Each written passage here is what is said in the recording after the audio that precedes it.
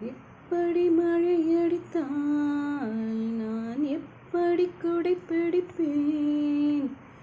இப்படி அலையடித்தால் நான் எப்படி கால் நனைப்பேன்? இப்படி கண்ணிமைத்தான் நான் எப்படி உன்னை ரசிப்பேன்? இப்படி நீ சிரித்தான் நான் எப்படி உயிர் பிழைப்பேன்? ஓஹோ